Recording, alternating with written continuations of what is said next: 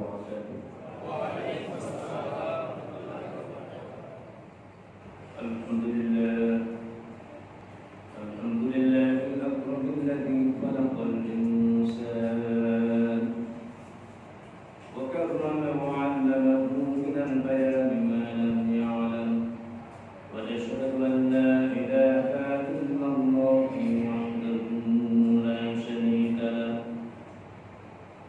شريك له ولا ضد له ولا ند له ولا مثل له ولا شبيه له ولا نزير له ولا وزير له، ونشهد أن سيدنا وسندنا وحبيبنا وطبيب قلوبنا ومولانا محمدا عبده ورسوله الذي أرسل الله تعالى بالحق بشيرا ونذيرا وداعيا إلى الله بإذنه وسراجا منيرا. وقد قال الله تعالى في كلامه المجيد والفرقان الحميد: أعوذ بالله من الشيطان الرجيم. بسم الله الرحمن الرحيم.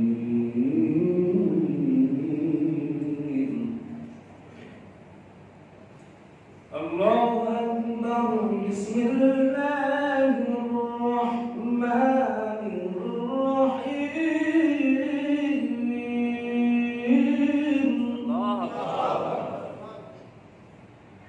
قل للمؤمنين يغضوا من أبصارهم ويحفظوا فروجهم ذلك أزكى لهم إن الله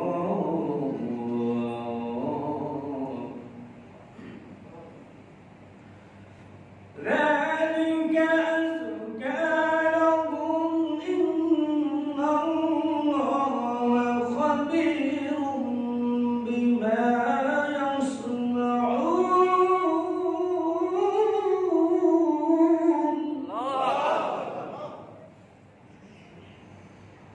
إن الله خبير بما يصنعون.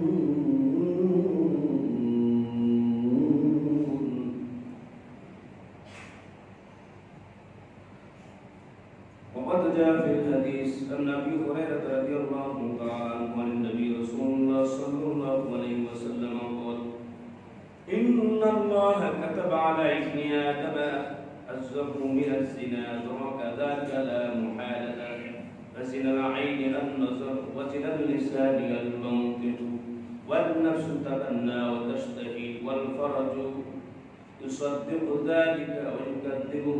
رواه البخاري.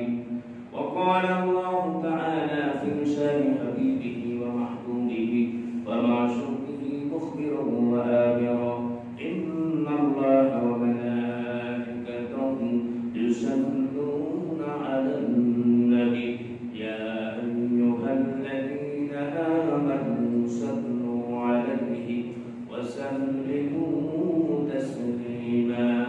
اللهم صل على محمد وعلى آل محمد كما صليت على إبراهيم وعلى آل إبراهيم إنك حميد مجيد.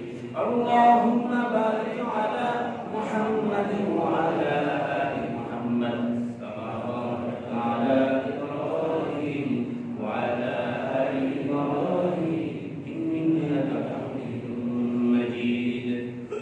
صدقت رحمتك آفرين بنيوبر آل بن ظهري بلغ العلا بكماله كشف الدجى بكماله أسلت جميع فصاله سلوا عليه أبو سلطان مدينة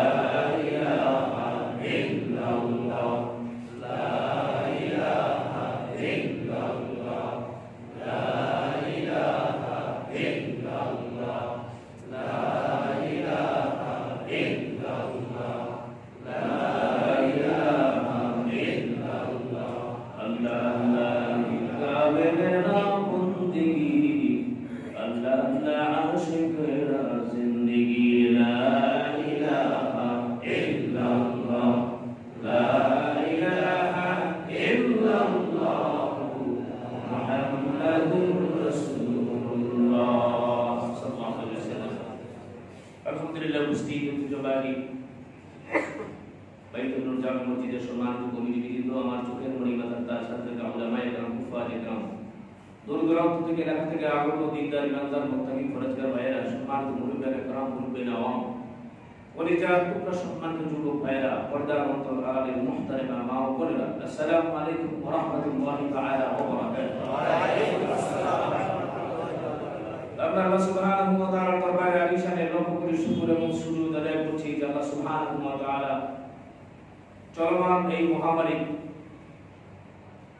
corona মহামারীকে উপেক্ষা করে আল্লাহ সুবহানাহু ওয়া তাআলা আমাদেরকে প্রতিজ্ঞান দেয় আজকে জুমার ফরজ নামাজের পূর্বে কোরআন হাদিসের আলোকে প্রয়োজনের আয়োজনে তত্ত্বতাত্ত্বিক কিছু আলোচনা শোনার জন্য তৌফিক এনায়েত করলেন। আমরা আল্লাহ সুবহানাহু ওয়া তাআলার দরবারে লক্ষ কোটি শুকর এবং সুজুদ আদায় করছি। সকলেই বলছি সমস্যার ইমানের আওয়াজ উঁচু করে আলহামদুলিল্লাহ।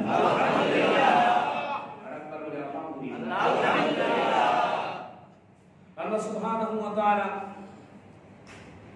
এই পৃথিবীর মানুষদেরকে সৃষ্টি করেছেন আমরা সকলেই জানি ইবাদতের জন্য। আর যত মাখলুক রয়েছে এই মাখলুককে আল্লাহ সুবহানাহু ওয়া তাআলা সৃষ্টি করেছেন মানুষের জন্য। সুবহানাল্লাহ। আল্লাহ রাব্বুল আলামিন হায়াতের মালিক, তিনি রিজিকের মালিক, ইজ্জতের মালিক, জিল্লাতের মালিক। এক কথায় ওয়া হুয়া আলা কুল্লি শাইইন কাদির, সব কিছুর মালিক হচ্ছেন আল্লাহ। এর জন্য মানুষ যতই কৌশল অবলম্বন করুক না কেন আল্লাহর কৌশলের সামনে কিছুই না। ঠিক কিনা বলেন? আল্লাহ বলছেন ওয়া মাকারু ওয়া মাকারুল্লাহ ওয়াল্লাহু খায়রুল মাকিরিন।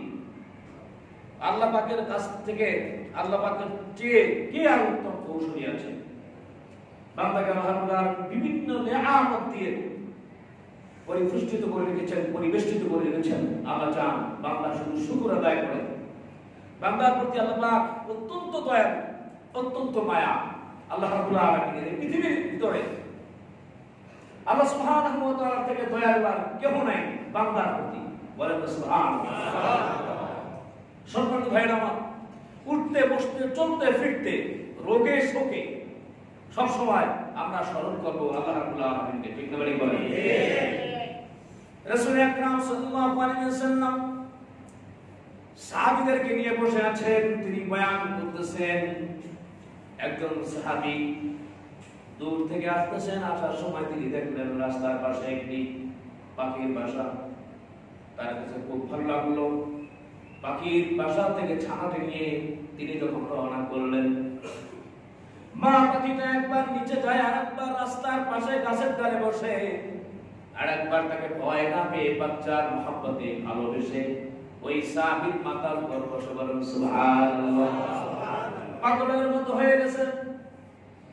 রাসূল আকরাম সাল্লাল্লাহু আলাইহি ওয়াসাল্লামের সামনে বাচ্চাটি যখন রাখা হলো, মা পাখিটি নিজের জীবনের মায়া না করে ওই রাসূল সাল্লাল্লাহু আলাইহি ওয়াসাল্লাম এবং সাহাবাদের মাঝে বাচ্চাকে পাখা দ্বারা এমন ভাবে পরিবেষ্টিত করে রাখলো, টপরা পরে মুখ থেকে ঠোঁট থেকে খাবারগুলো নিয়ে বাচ্চার মুখের ভিতরে দিতেছে। রাসূল আকরাম সাল্লাল্লাহু আলাইহি ওয়াসাল্লাম দয়ার নবী, মায়ার নবী, তিনি দৃশ্য অবলম্বন করতেছেন। সাহাবীদেরকে বললেন, ও সাহাবীরা শোনো, দেখলা নাকি এই বাচ্চার প্রতি মায়ের কি দরদ? এখানে আমরা এতগুলো মানুষ আছি, এই পাখিটা একটু ভয় পেল না, তার বাচ্চাকে বাঁচানোর জন্য এসেছে। কত মায়া, কত মহব্বত। তবে কি বললেন, শোনো, এই বাচ্চার যতটুকু মহব্বত এর থেকে আরো 99 গুণ বেশি হচ্ছে আমার আল্লাহ পাকের মহব্বত বান্দার প্রতি। সুবহানাল্লাহ। তা যদি না হতো, অনাচার, অত্যাচার, পাপাচার, ব্যভিচার, ধর্ষণে তো ভরে গেছে গোটা বাংলাদেশ। ঠিক কিনা? যেখানে যাই সেখানে শুধু ধর্ষণ। আমি ইতিপূর্বে এই মসজিদে আলোচনা করেছি, অনেকে কমিটির কাছে বিভিন্ন রকমের কথা বলছে, হুজুর এই ধরনের কথা বলে, আমরা ছেলে নিয়ে আসি, অমুক নিয়ে আসি, তমুক নিয়ে আসি। এখন তাদের মুখ বন্ধ হয়ে গেছে। আমরা যে কথাগুলি বলেছিলাম আগের থেকে, কারণ আমরা তো ওহিগাম থেকে বলেছি। আলিমুল গায়েব যদিও না, নাউজুবিল্লাহ, কারণ আলিমুল গায়েব একমাত্র আল্লাহ রাব্বুল আলামিন। ঠিক কিনা বলেন? সম্মানিত ভাইয়েরা আমার, অত্যন্ত দুঃখ এবং পরিতাপের বিষয়, বড় লাজুক বিষয়, লজ্জায় মাথা হেলে যাচ্ছে। মানিকগঞ্জে শুনলাম কথিত এক সাধু সে তার নিজের মেয়েকে ধর্ষণ করেছে। বলেন নাউজুবিল্লাহ, বলেন আমি মিথ্যা কথা বলেছি? আরেক জায়গায় শুনলাম চাচা ভাতিজিকে ধর্ষণ করেছে। নোয়াখালীর কয়েকদিন আগে বেয়াদবগুলো, শয়তান, এই বদমাশগুলোকে আল্লাহ রাব্বুল আলামিন হেদায়েত নসিব করুন। বলেন আমিন। যদি হেদায়েত না থাকে তাহলে এগুলোকে আল্লাহ পাক দিয়ে যান, করোনা দিয়ে নিয়ে যান, দরকার নাই আমাদের বাংলাদেশে। আল্লাহর দোহাই দিও, নিজের চরিত্রকে হেফাজত করতে পারো বাবা থেকে, নাউজুবিল্লাহ, কোথায় নিরাপদ? সুতরাং সম্মানিত ভাইয়েরা আমার, কখনো সম্ভব নয়। আপনারা যতই মনে করেন ফাঁসি দেওয়া হোক, এটা দেওয়া হোক, ওটা দেওয়া হোক, কোরআনের আইন ছাড়া, কানুন ছাড়া, কোরআন সুন্নাহ ছাড়া ধর্ষণ বন্ধ করা যাবে না। ঠিক কিনা? কোরআনের কানুন যদি আজকে সব জায়গায় থাকতো, সম্মানিত ভাইয়েরা আমার, তাহলে অবশ্যই আমরা সর্বত্র শান্তির ভিতরে থাকতে পারতাম। কারণ এক সময় যখন পাপাচারে লিপ্ত ছিল, যখন মেয়েদের কোনো এই সমাজের ভিতরে তাদের কোনো মর্যাদা ছিল না, অত্যাচারিত ছিল, নিপীড়িত ছিল, জুলুমের শিকার হচ্ছিল, মেয়েদেরকে ভক্তপণ্য ছাড়া আর কিছুই ব্যবহার করা হতো না। এই সময় রাসূলুল্লাহ সাল্লাল্লাহু আলাইহি ওয়াসাল্লাম কোরআন এবং সুন্নাহর আলোকে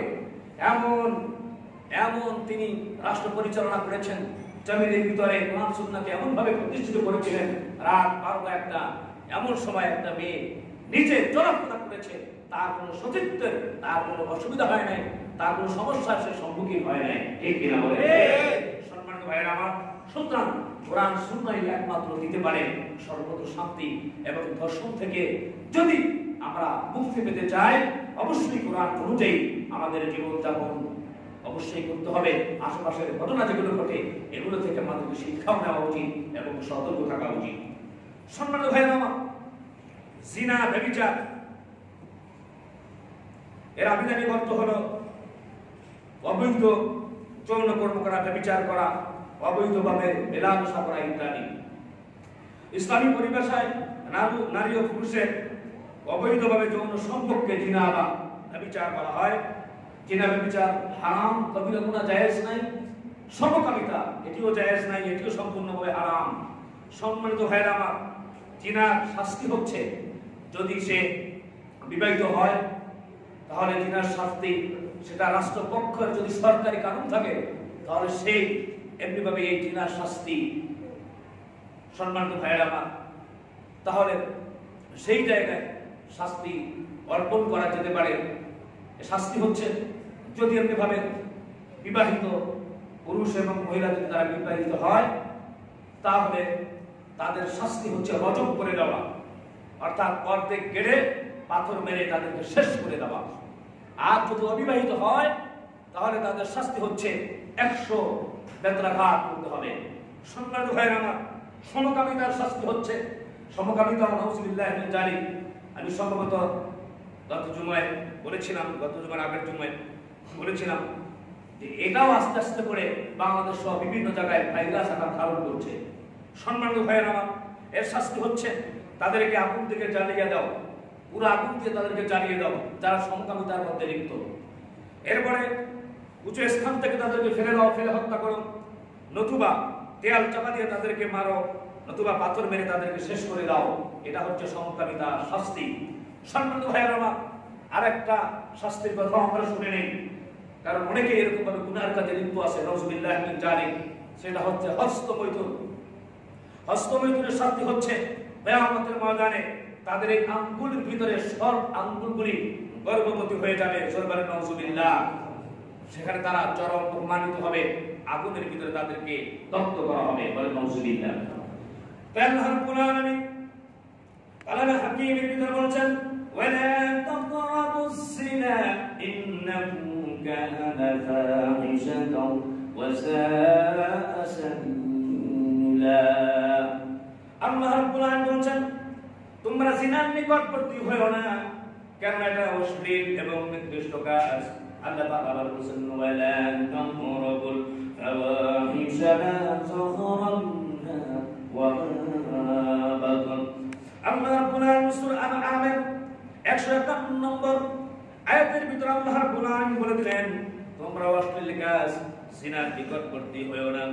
তা থেকে যা প্রকাশ পায় প্রকাশ্যে এবং গোপনে যা কিছু আছে এর উপকরণের কাছেও যেও না, আল্লাহ রাব্বুল আলামিন নিষেধ করেছেন। সম্মানিত ভাইয়েরা আমার, রাসূল আকরাম সাল্লাল্লাহু আলাইহি ওয়াসাল্লাম তিনি যখন মেরাজে ভ্রমণ করেছেন, আল্লাহর নবী শাস্তি তিনি দেখলেন। হযরত জিবরাইলকে জিজ্ঞাসা করলেন এরা কারা? আগুনের চুল্লির ভিতর ঝুলানো হয়েছে, আগুনের দীপ্তিতায় এরকম দাহ করতেছে, তাদেরকে নিচ থেকে উপর উঠাচ্ছে ভাতের মতো, আবার নিচে যাইতেছে, এরা কারা? জিবরাইল বললেন ইয়া রাসূলুল্লাহ এরা আপনার ওই পৃথিবীর ভিতরে যারা হতভাগা উম্মত ছিল, যারা সমাজের ভিতরে জেনা ব্যভিচারে লিপ্ত ছিল, জোরে বলেন নাউযুবিল্লাহ। যুবকেরা সাবধান হয়ে যাও, সতর্ক হয়ে যাও। আজকের এই ধর্ষণের ঘটনা বেশিরভাগ যুবক লিপ্ত। সম্মানিত ভাইরা আমার, যুবকরা খালি বারবার বলে আমাদেরকে শয়তানে ধরতেছে। আমি তো মনে করি যে তুমি শয়তানকে ধরেছো। সতর্ক হয়ে যাও, আল্লাহওয়ালা জীবন যাপন করো, কাজ হয়ে যাবে। আমাদের এই জীবনটা 4 ভাগে বিভক্ত। কয় ভাগে? জোরে বলেন কয় ভাগে? 4 ভাগে। একবার যখন আমরা ছিলাম আলমে আরওয়া, সে সময় রূহ ছিল, দেহ ছিল না। এই পৃথিবীর ভিতরে যখন এসেছি আলমে দুনিয়া, রূহ আছে, দেহ আছে। আলমে বরযুগে চলে যাব, সেখানে আবার দেহ থাকবে, রূহ থাকবে না। আবার যখন কিয়ামতের ময়দানে আল্লাহর সামনে যখন দাঁড়াবো, রূহ থাকবে, দেহ থাকবে। এই 4 ধাপে আমাদের জীবন বিভক্ত। তা আল্লাহ রাব্বুল আলামিন স্মরণ করিয়ে দিচ্ছেন। আল্লাহ রাব্বুল আলামিন বলতেছেন কাইফা তাকফুরুনা বিল্লাহি ওয়া কুনতুম আমওয়াতান ফাআহইয়াকুম সুম্মা ইউমীতুকুম সুম্মা ইউহয়ীকুম সুম্মা ইলাইহি তুরজাউন। আল্লাহ রাব্বুল আলামিন বললেন বান্দারে কাইফা তাকফুরুনা বিল্লাহ, কিভাবে আল্লাহর সাথে নাফরমানি করো? তোমরা এক সময় কিছু ছিল না, এক সময় তোমরা মৃত্যু ছিল, কিছু ছিল না। ঠিক না বলে কি বলেন? আল্লাহ তাআলা অন্য আয়াতে বলেছেন হাল আতা আলাল ইনসানি হিনুম মিনাদ দাহরি লাম ইয়াকুন শাইআন মাযকুরা। আল্লাহ বললেন মানুষের জীবনে এরকম একটা সময় হয়েছিল কিছুই ছিল না, তোমরা একটা পাক পানি এরকম ছিল, সেখান থেকে আল্লাহ রাব্বুল আলামিন আমাদেরকে ধারাবাহিকভাবে সৃষ্টি করেছেন তার 10টা কুদরতে। বলেন সুবহানাল্লাহ। সম্মানিত ভাইয়েরা আমার, 4টা ধাপ আল্লাহ তাআলা বলতেছেন কাইফা তাকফুরুনা বিল্লাহ, কিভাবে আল্লাহর নাফরমানি করো। একটুখানি তাকাও, আল্লাহ পাক কোনো সাধারণ না, তোমার মতো মানুষকে বাধ্য করা কোনো ব্যাপার না। আকাশের দিকে তাকাও, আকাশটা আল্লাহ পাক বাধ্য করেছেন। চন্দ্রের দিকে তাকাও, চন্দ্রটাকে আল্লাহ পাক বাধ্য করেছেন। সূর্যের দিকে তাকাও, সূর্যটাকে আল্লাহ পাক বাধ্য করেছেন। ঠিক কিনা বলেন? সূর্য উদিত হয় কোন দিক থেকে? কথার জবাব দেন। কোন দিক থেকে? পূর্ব দিক থেকে। অস্ত যায় কোন দিকে? আচ্ছা, কোনদিন দেখছেন উল্টা পাল্টা হয়েছে?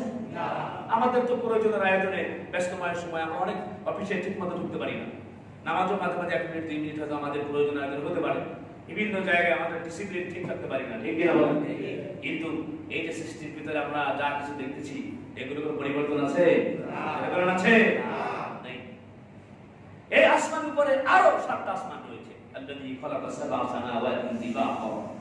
আল্লাহ বলেন মা তারা ফি খালকির রহমান মিন তাফাউত। আল্লাহর সৃষ্টির ভিতরে কোনো ভুল দেখবে না। তুমি তোমার দৃষ্টি নিক্ষেপ করে দেখো।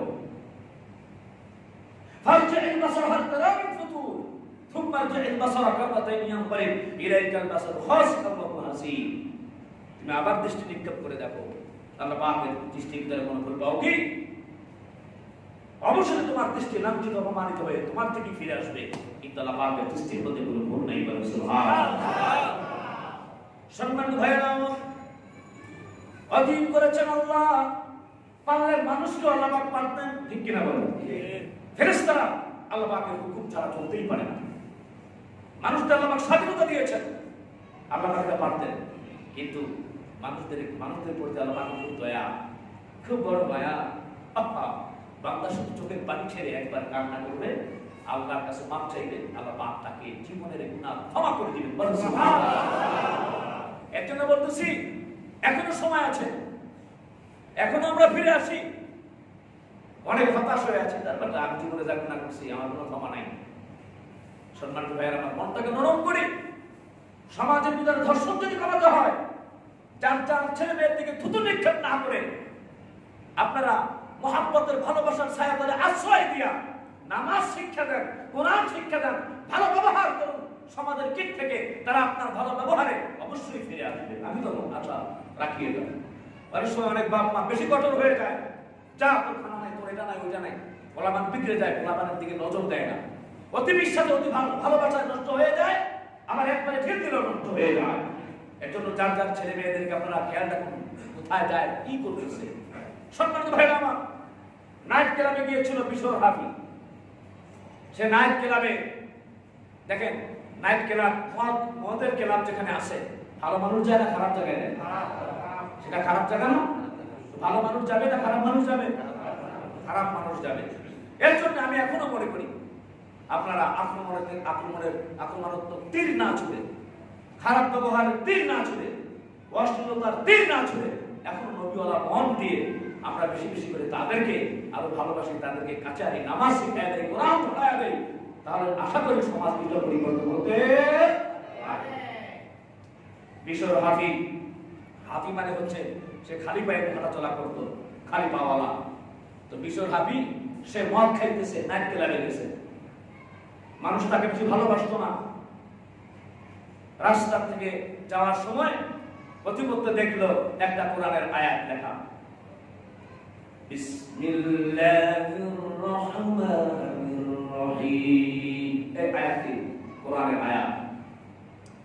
তো বিশর হাফি দেখতেছে, মাতাল অবস্থায় আরবি সেই লেখাটা নজরে পড়লো, হাতে নিয়ে ঘরের ভিতরে মা বললো, মা এটা কি, তুমি তো কোরআন পড়ো, তুমি চেনো, আমি চিনি না।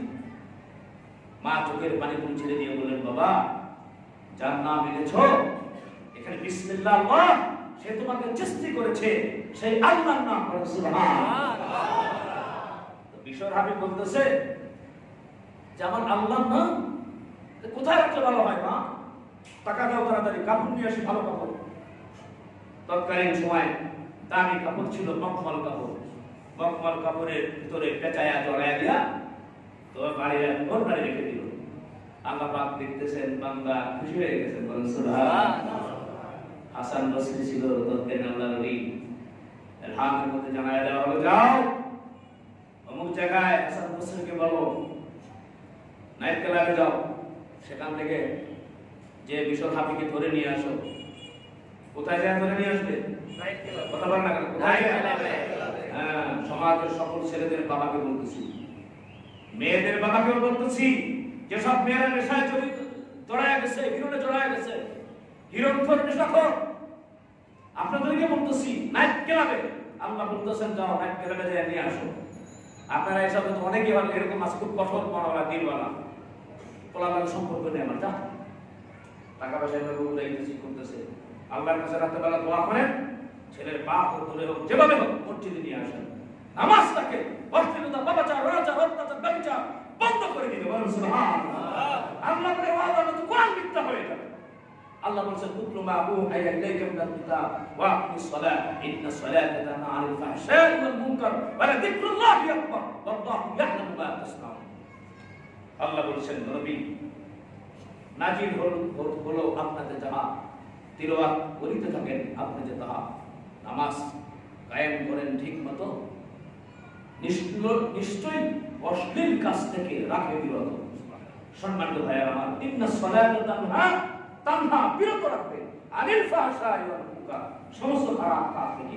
নিজেই তো নামাজ পড়ি না, এর জন্য রাসূল সাল্লাল্লাহু আলাইহি ওয়াসাল্লাম হাদিসে ভিতর বলেছেন, সপ্তবর্ষ সন্তানের আয়ু যখন হয় নামাজের লাগে করো, তাকিদে নিশ্চয় পৌঁছবে সে যখন 10-এর কোঠায়, নামাজ না পড়ে যদি মারিবে সবাই, 10-এর কোঠায় পৌঁছবে যখন যুক্ত করে দিবে তাকে করিতে সহায়ক। 7 বছর যখন হয় নামাজ শিক্ষা দাও, 7 বছর যখন হয় কোরআন শিক্ষা দাও, রোজা শিক্ষা দাও, দিন শিক্ষা দাও, ইলম শিক্ষা দাও, কোরআন শিক্ষা দাও। 10 বছর যদি হয় তাহলে নামাজ যদি না পড়ে প্রহার করো, শাসন করো। এরপরে তার বিছনাটা আলাদা করে দাও। আল্লাহ রাব্বুল আলামিনের হুকুম রাসূল সাল্লাল্লাহু আলাইহি ওয়াসাল্লাম আমাদেরকে জানিয়ে দিয়েছেন। এর জন্য নামাজ আমাদেরকে অবশ্যই শিক্ষা করতে হবে।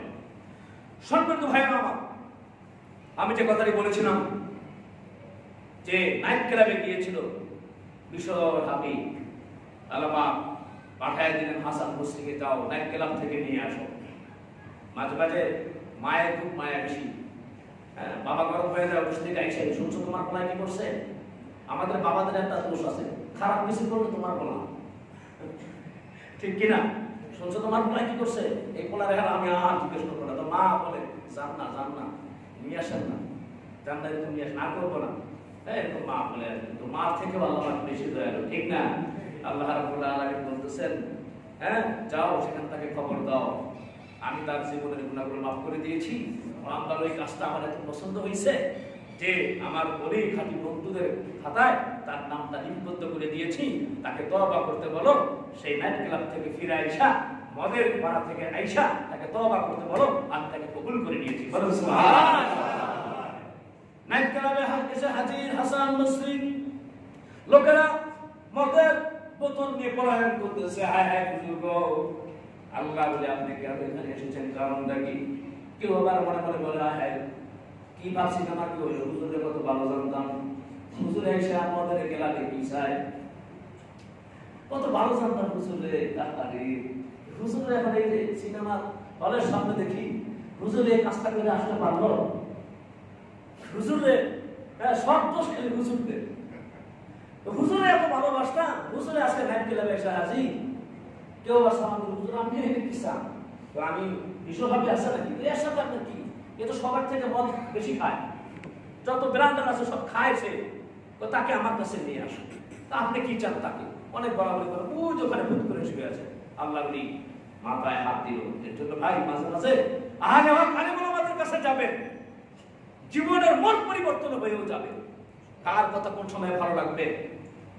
দাওয়াতে তাবলীগের সব পূজারি হয় কাকরাই, সেখানে যাবেন। চরমনায় পিসা হুজুর আসবে, বয়ান শুনবেন। ডালপালা করে পিসা হুজুর আসবে, সেখানে বয়ান শুনবেন। আল্লাহর ওলিদের সাহাবার দরকার আছে, তাদের কাছে দেখবেন অনেক সময় কঠোর দিন হাতে হাত দিলে মন অটোমেটিকলি ঠান্ডা হয়ে যায়, কারণ তারা আমলদার মানুষ। ঠিক কিনা বলেন?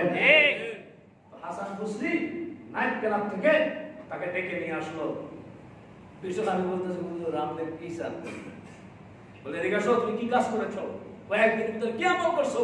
আল্লাহ তো তোমাকে পছন্দ করছেন, তোমাকে তো আল্লাহ পাক ভালোবেসে ফেলছেন, তোমাকে তো আল্লাহ পাক মাফ করে দিয়েছেন। বলেন কি হুজুর? বলে হ্যাঁ, কি করেছো?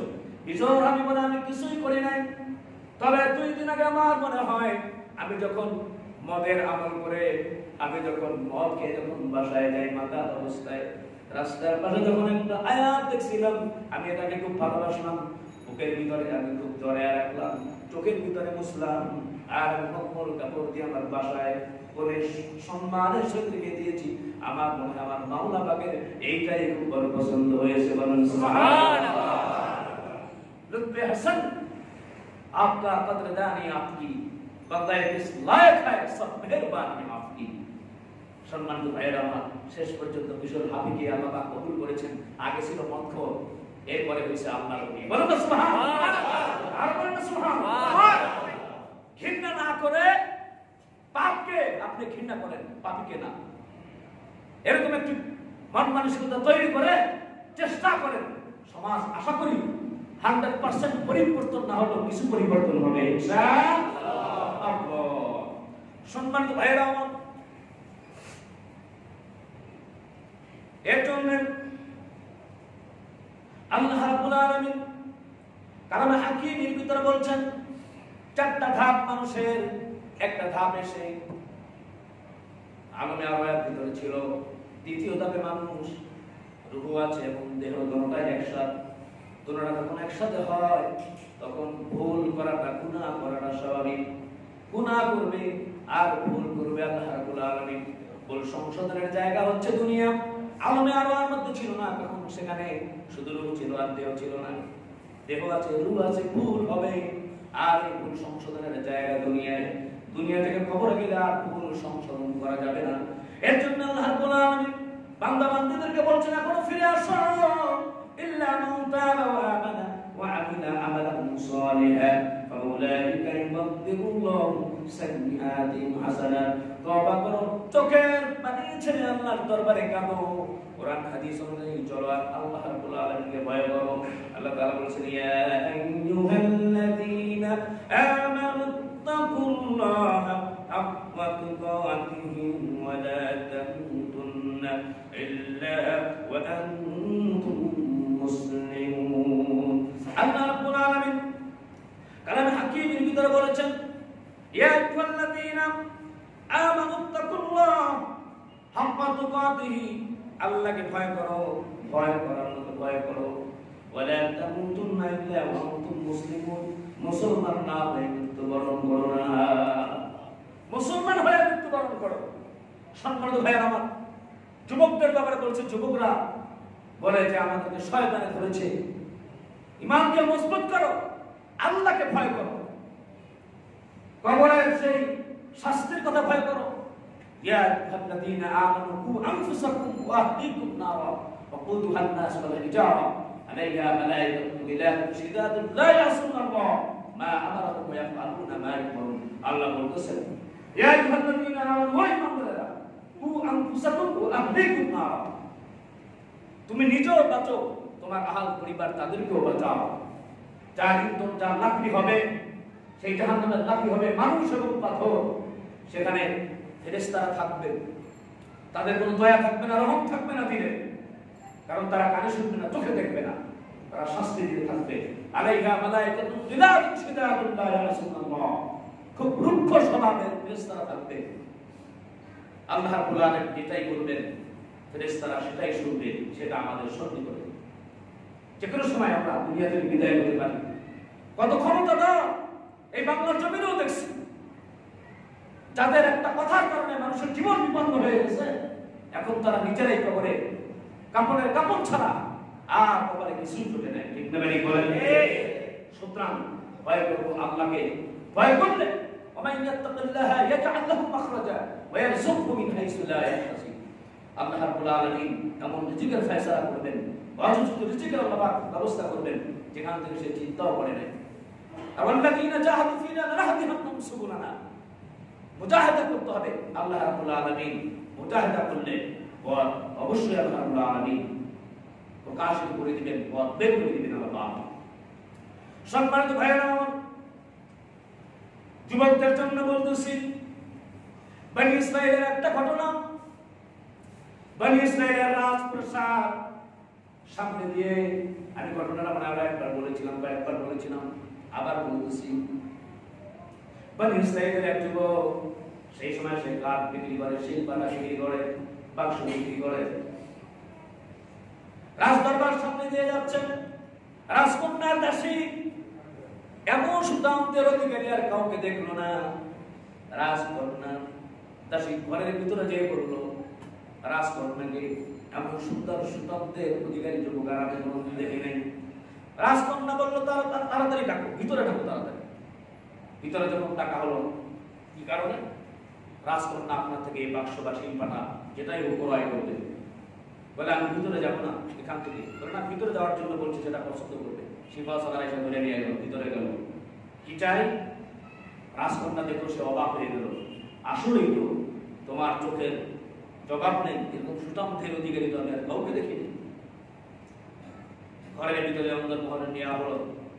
নেওয়ার পরে সে তার বসত চরিতার্থ কামনা বাসনা পূরণের জন্য পরিপূর্ণ বস্ত্রহীন হয়ে গেল। যুবক তার হাত দিয়ে চোখকে চেপে ধরল, বলল, আল্লাহকে ভয় করো, এই পাপাচার, এই ব্যভিচারের মধ্যে আমি লিপ্ত হতে পারবো না। তুমি যদি আজকে আমার কথা না শোনো, তাহলে আমি আমার বাবাকে বলবো অসৎ উদ্দেশ্যে তুমি আমার মাথায় উঠেছো। সুতরাং তোমার এই দেহ থেকে তোমার মুন্ডটা আলাদা হয়ে যাবে, সেটাকে তুমি চাও। কিছুক্ষণ চুপ থাকলো, বললো, আমি খুব ক্লান্ত বিশ্রান্ত এবং শরীরের ভিতরে ঘাম, আমি মোটামুটি আমার ফ্রেশ হওয়া দরকার। রাজকন্যা খুব চালা, এটা নিয়েছেন, সে মনে করলো এখানে বাথরুমের দিয়ে দেওয়ার তো হয়তো ডুব বের হবে না, নয়তো ফট করে দৌড় দিকে যাও দুর্গের উপরে নিয়ে যাও। দুর্গের উপরে দিয়ে নেওয়া হলো তাকে। সেখান থেকে অজু করে আল্লাহ রাব্বুল আলামিনের দরবারে দুর্গের উপর থেকে পিছিয়ে পড়তেছে। আল্লাহ, বর্তমান হয়তো আমাদের একতলা বিল্ডিং এর 10 তলা বিল্ডিং হবে।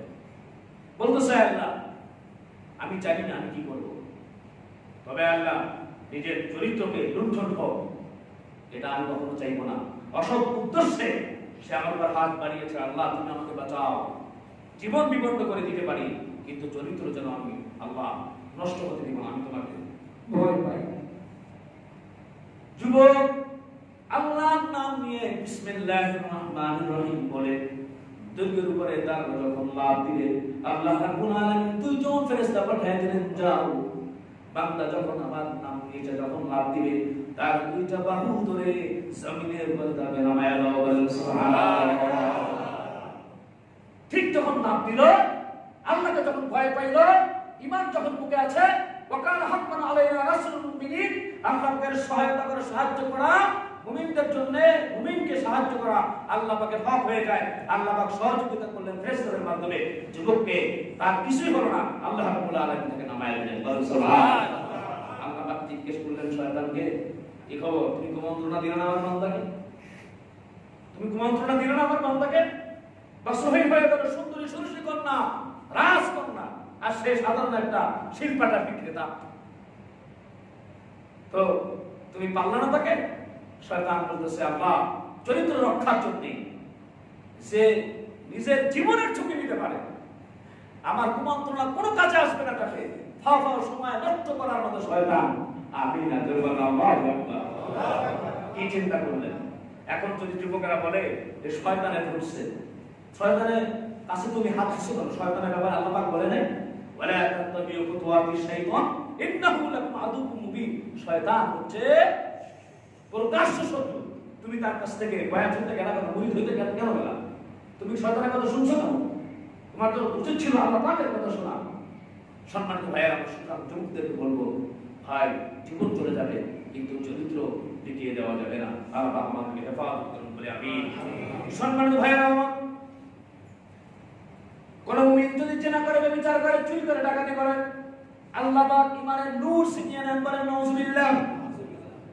বুখারী শরীফের 2313 নম্বর হাদিসের ভিতরে হযরত আবু হুরায়রা রাদিয়াল্লাহু তাআলা আনহু বর্ণনা করেছেন, নবী রাসূল আকরাম সাল্লাল্লাহু আলাইহি ওয়াসাল্লাম বলেছেন, আবু হুরায়রা রাদিয়াল্লাহু তাআলা আনহু قال النبي رسول الله صلى الله عليه وسلم لا يزني الزاني حين يزني وهو مؤمن ولا يشرب الخمر حين يشرب وهو مؤمن ولا يسرق حين يسرق وهو مؤمن ولا ينتهب نهبة يرفع الناس إليه فيها أبصارهم حين ينتهبها وهو مؤمن رواه البخاري।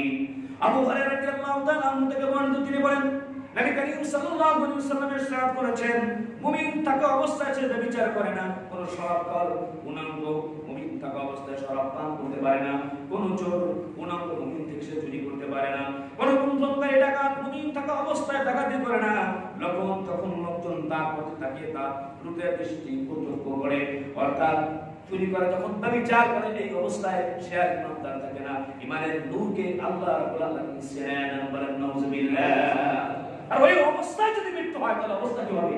বেঈমান হয়ে, নাফরমান হয়ে, জেনাকার হয়ে, ব্যভিচার করে তারপরে দুনিয়া থেকে বিদায় নেবে, ঠিক কি না বলেন? সম্মানিত ভাইরা আমার, আমাদের দেশ থেকে জেনা ব্যভিচার যদি আমাদেরকে যদি উঠায় দিতে হয়, তাহলে অবশ্যই সম্মানিত ভাইরা আমার, এই জেনা ব্যভিচার থেকে যদি আমরা মুক্তি পেতে চাই, তাহলে কয়েকটি কাজ করা দরকার। এক নম্বর তো আমি বলছি যে আপনার ছেলে এবং সন্তানকে নামাজ উপহার দেন। যদি নামাজ উপহার দেন, আলহামদুলিল্লাহ, জেনা ব্যভিচার থেকে এই সমাজ অবশ্যই কলঙ্কমুক্ত হবে। যদি সে নামাজি হয়, দিনদার হয়, মুত্তাকি হয়, ফরজগার হয়, আশা করি তাকে এই গুনার কাজ সে করবে না। আশা করি যে সে অনেকটা হেফাজত থাকতে পারবে।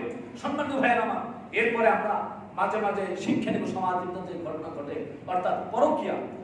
যাদের মেয়ে আছে তাদেরকে শিক্ষা দিতে হবে যে মা, এই স্বামী নিয়ে তোমরা সুখে থাকবা, এই স্বামী নিয়ে তুমি সুখে থাকো, পরকীয়া প্রেমে চলে না। বাংলাদেশের ভিতরে অনেক মানুষ খুন হয়ে গেছে, অনেক মেয়ে খুন হয়ে গেছে, অনেক ছেলে খুন হয়ে গেছে এই পরকীয়া প্রেমের কারণে। সম্মানিত ভাইরা, 2010 সালের একটা ঘটনা। টাঙ্গাইলের গোপালপুর লাহিড়ী গ্রামের, যে আমার দেশ পত্রিকা এসেছিল, লাহিড়ী গ্রামের, সেখানে হাসান আলী জনৈক এক ব্যক্তি, তার সাথে বিয়ে হয় বাড্ডার মোল্লার ত্যাগ মেহেরুন নীলা। দুইজনের সাথে আলহামদুলিল্লাহ বিয়ে বন্ধন যখন আবদ্ধ হলো, দুজনকে পেয়ে খুব খুশি। স্বামী বলতেছে আমি আলহামদুলিল্লাহ তোমার যোগ্য না, স্ত্রী বলছে আমিও তোমার যোগ্য না, আল্লাহ রাব্বুল আলামিন বিদায় দিয়েছেন। দুজনের সাথে খুব ভালো সম্পর্ক, কিন্তু 2 মাস আগে হাসান আলীর মনে খুব ব্যথা। বিশ্বস্ত সূত্রে সে শুনতে পেয়েছে যে স্ত্রীর সাথে তার শুধু দৈহিক সম্পর্ক, কিন্তু তার মন দেয়া নেয়া আরেকজনের সাথে চলতেছে। বাড্ডা সে রাজু নামক জনৈক এক ছেলের সাথে তার সম্পর্ক ঘন্টার পর ঘন্টা। সে যখন বাস্তবিক প্রমাণ পাইল, বিভিন্ন প্রয়োজনের আয়োজনে সে খবর যখন নিল, তো মনের ভিতরে খুব কষ্ট, অভিমানে আর স্ত্রীর সাথে কথা বলে না। কিছুদিন যাওয়ার পরে যখন আর স্ত্রীকে ছাড়া একা একা থাকতে পারলো না, খুব কষ্ট, স্ত্রীকে ফোন দিল সে ঢাকা থেকে আসার জন্য। তো স্ত্রীও তার ডাকে সাড়া দিয়েছে। এতদিন পরে তাদের দুইজনের দেখা, সকাল থেকে বিকাল পর্যন্ত ঘোরাফেরা। এরপরে বনানী পূর্ণিমা হোটেল আছে, সেখানে 301 নম্বর কক্ষ, এই কক্ষ তারা রাতের তারা ভাড়া নিয়ে থাকার জন্য। সে জায়গায় তাদের মোটামুটি আলহামদুলিল্লাহ দুজনের মিলনে মুখরিত, খুব পরিবেশ, সুন্দর আলোচনা, তাদের ভালোবাসার কথা সবকিছু এক কথায় 2 কথায় হঠাৎ করে দুইজন লেগে গেল পরিপূর্ণভাবে ঝগড়া, পরকীয়ার ব্যাপারে। কেউ কাউকে ছাড় দেওয়ার মতো না, পাইকারি দরে তুমুল ঝগড়া চলতেছে। শয়তান এখানে হাজির হয়ে গেল। হাসান আলীর মাথা খুব গরম হয়ে গেল, সে ঠিক থাকতে পারলো না। ধৈর্যের বাঁধ যখন তার ভেঙে গেল, আক্রমণাত্মক ভাবে তার স্ত্রীর উপরে ভূমিকা ধারণ করলো, আক্রমণাত্মক অবস্থা নিল। সম্মানিত ভাইয়েরা, হাসান আলী মেহেরুন নীলা তার মাথার উপরে এরকম ভাবে স্টিক দিয়ে, সম্ভবত সেই কক্ষের দরজার স্টিক দিয়ে এমন ভাবে আঘাত করলো, আঘাতের সাথে সাথে মাটিতে যখন উঠায় পড়লো, তখন তার রাগ ক্রোধ দমন করতে পারলো না, গলা টিপে শেষ পর্যন্ত এই মেহেরুন লীলা তাকে মেরে ফেলল। সকালবেলা যখন হলো, তখন হোটেল থেকে নাস্তা আনার কথা বলে হোটেল বয়, সেখান থেকে সে বের হয়ে গেল। এরপরে সম্মানিত ভাইয়ের আমার, ঢাকার প্রসিদ্ধ এক হসপিটাল, সেখানে গিয়ে সে আত্মহত্যা করার জন্য চেষ্টা করলো। কারণ সে যখন স্ত্রীকে মারলো, নিজে অনুশোচনায় অনুদগ্ধতায় তার মন যখন কষ্ট পাচ্ছিল, নিজেও যখন আত্মহত্যার ব্যর্থ চেষ্টা করলো, পারলো না, সেখান থেকে নিজের শাহবাগ থানায় নিজেকে সমর্পণ করলো। সম্মানিত ভাইয়ের আমার, এই পরকীয়া, এই যে ঘটনাগুলি শুধু একটা আর দুইটা না, বাংলাদেশে অগণিত ঘটনা ঘটেছে। একমাত্র বয়ফ্রেন্ড গার্লফ্রেন্ড, বয়ফ্রেন্ড গার্লফ্রেন্ড। আর আমাদের এই ফ্রেন্ডলি এই সোসাইটিতে, সমাজে মোটামুটি কি বলাটাকে, মানে বাবার সাথে ফ্রি, বোনের সাথে ফ্রি, বিভিন্ন রকমের এই যে একেবারে এই ফ্রিতে নাউজুবিল্লাহ মিন জালিক, এই ধরনের ঘটনাগুলি আমাদের সমাজের ব্যাপারে ব্যাপক হারে ঘটতেছে। এমন ঘটনা আছে, প্রমাণ আছে। ঝিনাইদহের একটা ঘটনা ঘটছে, নাম হচ্ছে পরবেদার তুলি। যেহেতু সময় খুব সংকীর্ণ, আমি এখানে শেষ করে দিচ্ছি। সম্মানিত ভাইয়েরা আমার, এরও একেবারে একটি ঘটনা। মেয়ের পিছনে ঘুরলো, লং টাইম মেয়ের পিছনে ঘুরতেছে, মেয়ে তাকে চান্স দেয় না। এক পর্যায়ে সে যখন তাকে সুযোগ দিল ভালোবাসার, এরকম ভাবে মিথ্যা প্রবঞ্চনা বিভিন্ন রকমের ছেলের পক্ষ থেকে, শেষ পর্যন্ত সে খামার বাড়ি একা বেড়াতে গেছে। প্রতিমধ্যে তার প্রতিরোধ করে জঙ্গলে নিয়ে বন্ধু বান্ধব যা আছে, এই মেয়েটাকে ধর্ষণ করে, ধর্ষণের এরকম ভাবে আপনার দৃশ্য ভিডিও করে তারপর সমাজের ভিতরে ছেড়ে দিয়ে এই মেয়ের যত আত্মীয় স্বজন আছে, মেয়ে আছে, সকলকে এই সমাজের ভিতরে একটা, সম্মানিত ভাইয়েরা, লজ্জাস্কর একটা পরিস্থিতিকে ফেলে দিল। ঠিক কিনা বলেন? এরকম ঘটনা সমাজে হয় কি হয় না? সুতরাং এগুলো আমাদেরকে বন্ধ করতে হবে, আমাদের রেসপন্সিবিলিটি অবলম্বন করতে হবে। কুল্লুকুম মাসউলুন ওয়া কুল্লুকুম মাসউলুন আন রাইয়াতি, সকলের দায়িত্ব রয়েছে। সেনা বিচার বন্ধ করার জন্য আমাদের সচেষ্ট থাকতে হবে। সম্মানিত ভাইয়েরা আমার, কোরআন পড়তে হবে, নামাজ পড়তে হবে। আর এই ব্যাপকভাবে জেনা বিচার ধর্ষণ বেড়ে গিয়েছে, এক নম্বর ধর্ষণ কমাতে হলে পর্দা লাগবে, ঠিক কিনা বলেন? আজকে শাহবাগে যারা বেপরদা ভাবে এরকম ভাবে আন্দোলন করতেছে, দর্শকদের শাস্তি এবং ফাঁসির জন্য আন্দোলন করতেছে, একসাথে গুণাগার বহিরাগত ডায়লগ বলে যে ওয়াজ যারা করতেছে, বক্তা যারা, তাদেরকে দোষারোপ করতেছে। আমি তো মনে করি আজকে যদি মসজিদের মসনদে মিম্বরে হক কথা যদি না বলা হতো, কোরআন হাদিসের কথা যদি না বলা হতো, ওয়াজের মাধ্যমে যদি সম্মানিত ভাইয়েরা আমার কোরআন এবং হাদিসের বয়ান যদি না হতো, পীর মাশায়েখের মাধ্যমে, খিদমতের মাধ্যমে যদি তাজকিয়া নফসের বয়ান যদি না করা হতো, বাংলাদেশ সম্মানিত ভাইয়েরা আমার, বাংলাদেশে আমাদের মা বোনেরা আজকে হাঁটতে পারতো না, এমন একটা অবস্থা বিরাজ করতো। পুরো বাংলাদেশটা আমার মনে হয় পৃথিবীর একটা ধর্ষণের অঙ্গরাজ্যে পরিণত হয়ে যেত, ঠিক কিনা? আমি যেটা মনে করি এটা পেশাব দিয়ে পায়খানা করার মতো একটা অবস্থা। তুমি ধর্ষণের ভাবে এভাবে চিল্লাইতেছে, আমরা মনে হয় আমাদের চোখের সামনে পড়ে এদিক দিয়ে ধর্ষণ বিরোধী আন্দোলন করতেছে, ওই দিক দিয়ে আবার একজন আর একজনকে ধইরা সুমাসুমি করতেছে, ঠিক কিনা বলেন? ঠিক কিনা? ধর্ষণের মহড়া চলতেছে। আজকের নারীবাদীরা লুকায় রয়েছে। ৭১-এর যে নারীবাদীরা আছে, এখন তাদের কথা বন্ধ, এখন তারা কোনো কথা বলে না। তারা এমসি করে যে ধর্ষণ হইল, তখন তাদের মুখ বন্ধ হয়ে গেল। সম্মানিত ভাইরা আমার, নোয়াখালীর ব্যাপার নিয়ে তাদের মুখ বন্ধ। বুঝা গেছে এরা ধর্ষণ বন্ধ করতে চায় না, এটা কোরআনের শত্রু, এটা আলেমদের শত্রু, ঠিক কিনা বলেন? সুতরাং কোরআন এবং সুন্নাহ ছাড়া বাংলাদেশে সব সারা বিশ্বের ভিতরে ধর্ষণ বন্ধ করার বিকল্প আর কোনো অল্টারনেটিভ রোড নাই, ঠিক কিনা বলেন? আমরা সতর্ক হব। সম্মানিত ভাইয়েরা আমার, ধৈর্যের সহিত আলহামদুলিল্লাহ আমরা আরেকটু দয়াপূর্ণ সহিত নিজের ছেলে মেয়ে কোথায় থাকে একটু চিন্তা ভাবনা করি। তাদেরকে যদি নেশায় যাতে তারা জড়িয়ে না পড়তে পারে, যদি হিরণ থাকে, হিরণ বা মদ খায়, সিগারেট খায়, আমরা নিষেধ করি। আদর দিয়ে, ভালোবাসা দিয়ে, মহাব্বত দিয়ে আমরা কোরআনের পথে তাদেরকে ঢুকায় দেই, যাদের হাতে অস্ত্র কোরআন ধরায় দেই, কলম ধরায় দেই। আশা করি আলহামদুলিল্লাহ এই সমাজ সোসাইটিটা আবার পরিবর্তন হবে ইনশাআল্লাহ। আল্লাহ রাব্বুল আলামিন আমাদের সকলকে তৌফিক দান করুন, আমিন বলে আমিন। ধর্ষণ মুক্ত আমরা বাংলাদেশ না, শুধু ধর্ষণ মুক্ত আমরা সারা পৃথিবীতে, ঠিক কিনা বলেন? শুধু চাইলে হবে না, আমাদেরকে সেই অনুযায়ী চলতে হবে। পরবর্তী আর বাংলাদেশের ধর্ষণ যাতে না হয় পদক্ষেপ নিতে হবে। আইন শৃঙ্খলা রক্ষা বাহিনী যারা আছে তাদেরকে বলতেছি আপনারা ব্যাপক ভূমিকা নিন। কারণ যে এক সময় হতে পারে আপনার মেয়ে ধর্ষণ হতে পারে, এক সময় হতে পারে আপনার স্ত্রী ধর্ষণ হতে পারে, সেই সময়টা সামনে আসতেছে। সেই আপনারা যদি এখন থেকে বিরত না করেন এই ধর্ষকদেরকে, তাহলে ওদের ভবিষ্যতে এই বিপদের সকলেই পড়তে হবে, ঠিক কিনা বলেন? আল্লাহ আমাদেরকে সকলকে হেফাজত করেন, বলেন আমিন। সকলকে আল্লাহ আমল করার তৌফিক দান করেন, বলেন আমিন। এই ধর্ষক যারা আছে আল্লাহ পাক হেদায়েত নসিব করুন, এর কঠোর শাস্তি আমরা চাই। অন্তত কোরআন হাদিস অনুযায়ী অনেকে বলছে ক্রস ফায়ার দেওয়া হোক। যারা এই ধরনের গুনাহগার, যারা এই ধরনের বদ কাজ করে, সম্মানিত ভাইরা আমার, সমাজ থেকে এই ধর্ষণ উঠাই দিতে হবে। আল্লাহ পাক তৌফিক দান করুন, আমিন। যারা সালাত করেননি